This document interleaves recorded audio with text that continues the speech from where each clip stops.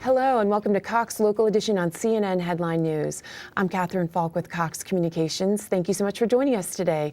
We're so pleased to have Elizabeth Murphy, the Executive Director of the Fairfax Symphony Orchestra. Thanks for being here. Thank you, Catherine. So you're about to start your third year with the Fairfax Symphony. Remind our viewers about this gem that's in our community. Thank you, Catherine. The Fairfax Symphony has been in Fairfax County. This is our 53rd season consecutively, so we are a well-established group, and we are the gem of Fairfax County. And you have, in your 53rd season, you have about 90 musicians from the community? That's right. Our musicians come from all different walks of life. We have about 10 who are teachers in the Fairfax County Public Schools, and about 20 musicians who play in military bands and orchestras. Great. So we come from all over. Great, and your funding is provided through grants and some state and local money, also corporate sponsorships? That's right. We really depend heavily on corporations and foundations and individuals for most of our funding. We do receive a small amount from the state and from the Fairfax County government, but most of it does come from private sources. Great, and I know you perform all of your concerts right here in Fairfax at George Mason, right? At the Center for the Arts. It's been our home for 20 years, yes. Great. Now, this has been a big season for you because you have a new musical director, Christopher Zimmerman. How's that been going? Well, we were really excited when Chris was hired, and as you remember, our season is called Great Expectations. We really thought he was going to do great things for us, and that's been borne out. Every one of our concerts, we've seen an increase in audience, and not only that, but our musicians are performing at such a high level. It really has been an exciting thing this year. That's terrific, and you're coming up on your closing concert of the season. Tell us about that. Our last concert will be on May 1st, Saturday, May 1st, and this will actually be conducted by our associate conductor, Glenn Quater. But this concert falls under a statewide initiative by Virginians for the Arts to draw attention to the arts in Virginia.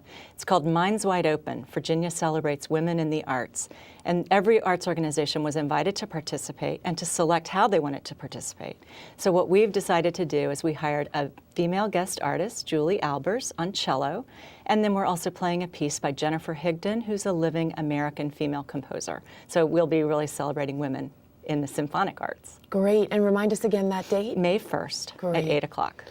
And then the other big news with the Fairfax Symphony Orchestra is you've just announced plans for your next season. Tell us about that. Our next season, starting on September 11th, 2010, is going to be really exciting. We have 6 concerts planned at the Center for the Arts in Fairfax. And the most exciting thing about our season is we're going to be expanding and doing 2 concerts out at the Hilton Performing Arts Center in Manassas, which is on the George Mason University campus out there.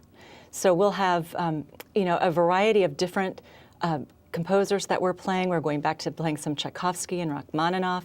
We're ending our season with Mahler 2, and our subscriptions are going on sale in early March. That's terrific. And there's really nothing like being able to see this music in person and actually experience it, right? The live part is really the best. You can't get the right feeling from listening to a recording, so we encourage everyone to come to our concerts. We're actually going to be pricing our hall a little bit different next year to hopefully encourage attendance and make it more affordable for people in this economic climate. Great, so you don't have to go downtown. You can just stay here and Right. see the Fairfax Symphony at George Mason. Exactly right, yeah. Now tell our viewers how they can learn more and your website and what information they can find there. For more information, I invite people to look at our website, which is www.fairfaxsymphony.org. They can find information about our season upcoming, about subscriptions, about tickets for the concerts, and many of the other activities that we're involved in. Great. Elizabeth Murphy from the Fairfax Symphony Orchestra, thanks so much for joining us. Thank you, Catherine. And thank you for joining us on Cox Local Edition on CNN Headline News. Be sure to follow us on Facebook and Twitter, and have a great day.